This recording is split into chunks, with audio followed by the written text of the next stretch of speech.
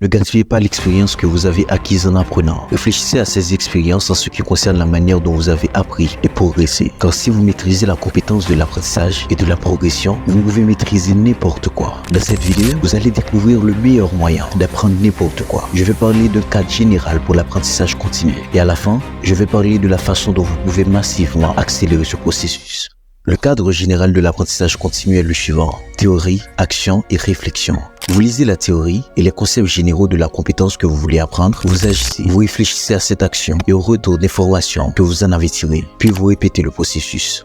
Dans les premières phases de l'apprentissage d'une nouvelle compétence, j'accordais beaucoup d'attention à la partie théorique. J'accordais presque toute mon attention à cette partie. C'est là que la plupart des gens se font piéger, bloqués sur la partie théorique et ne commencent jamais. Il n'est pas rare que des personnes perdent des années à se documenter sur la théorie avant même d'avoir entrepris leur première action. J'en ai moi-même été victime. La théorie est une connaissance potentielle, mais c'est une connaissance perdue si vous ne passez pas à l'action. En outre, vous ne pouvez pas lire des théories sur la façon dont vous, avec vos caractéristiques physiques et psychologiques uniques, allez réagir lorsque vous essayez de mettre en œuvre certaines théories. Seule l'action permet d'acquérir cette connaissance. Bien sûr, les gens ont des préférences différentes en ce qui concerne le rapport entre l'action et la théorie. Certains préfèrent plus de théorie et plus d'actions de qualité, tandis que d'autres préfèrent apprendre par le biais de plus d'actions. Il est vraiment difficile de savoir cela au début, et je pense que c'est un piège de commencer à y penser. Il est probablement préférable de mettre l'accent sur l'action et la réflexion au début, et plus tard, vous pourrez commencer à ajuster vos ratios action et théorie.